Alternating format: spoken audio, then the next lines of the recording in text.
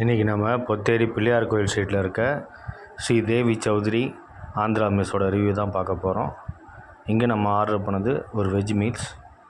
First நம்ம மோர் குழம்பு ஊற்றி ட்ரை பண்ணி பார்த்தோம். மோர் குழம்போட டேஸ்ட் வந்து அவ்வளோ சூப்பராக இருந்துச்சு. இந்த உருளைக்கிழங்கு வறுவல் கூட வச்சு சாப்பிட்றதுக்கு டேஸ்ட்டு இன்னும் அவ்வளோ ஃபென்டாஸ்டிக்காக இருந்துச்சு. இந்த மோர் குழம்பு வந்து ஒரு மீடியமான ஸ்பைசியான டேஸ்ட்லேயும் சாப்பிட்றதுக்கு நல்ல ஒரு மெல்ட்டிங்கான டேஸ்ட்லேயும் இருந்துச்சு.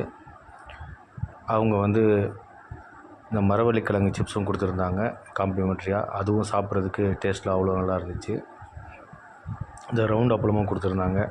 அதுவும் சாப்பிட்றதுக்கு டேஸ்ட்டில் அவ்வளோ நல்லா இருந்துச்சு.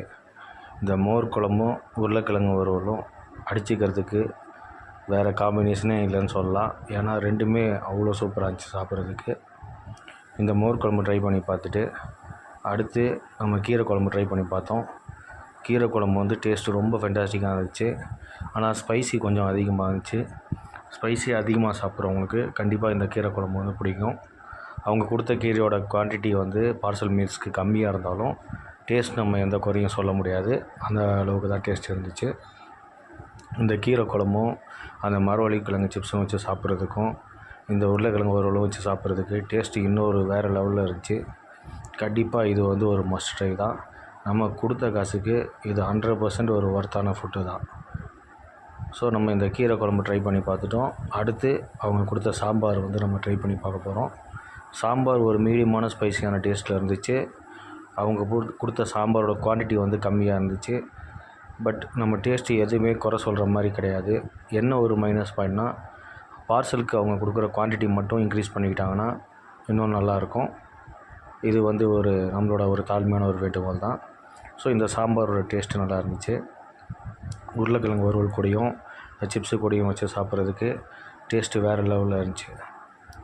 ஸோ நம்ம சாம்பார் ட்ரை பண்ணி பார்த்தாச்சு. அதுக்கடுத்து தக்காளி ரசம் வந்து ட்ரை பண்ணி பார்க்க போகிறோம். தக்காளி ரசம் வந்து ஒரு மீடியமான ஸ்பைசிலையும் நல்லா ஃப்ளேவர்ஸு இஞ்சி பூண்டுலாம் நல்லா அதில் இறங்கி இருந்துச்சு. அந்த மிளகோட டேஸ்ட்டும் ரொம்ப அல்டிமேட்டாக இருந்துச்சு.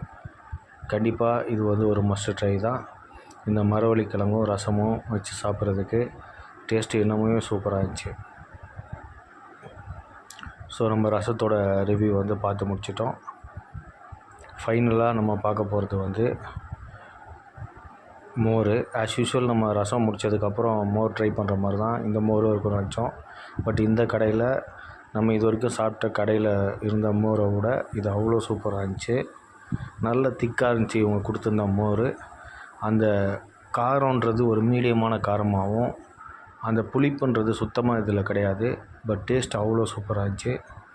ஸோ இந்த லொக்கேஷனுக்கு யாராவது ஸ்ரீ தேவி சௌத்ரி ஆந்திரா மெஸ்ஸில் சாப்பிட்றீங்கன்னா கமெண்ட் செக்ஷனில் கமெண்ட் பண்ணுங்கள். வீடியோ உங்களுக்கு பிடிச்சிருந்தால் லைக் பண்ணுங்கள், ஷேர் பண்ணுங்கள், சப்ஸ்கிரைப் பண்ணுங்கள். மறக்காமல் பெல் ஐக்கானையும் ப்ரெஸ் பண்ணுங்கள். அப்போ தான் உங்களுக்கு நோட்டிஃபிகேஷனில் நம்ம போகிற வீடியோஸ் எல்லாம் ரெகுலராக கிடைக்கும். வீடியோ பார்த்த அனைவருக்கும் நன்றி. Thank you very much. பாய்.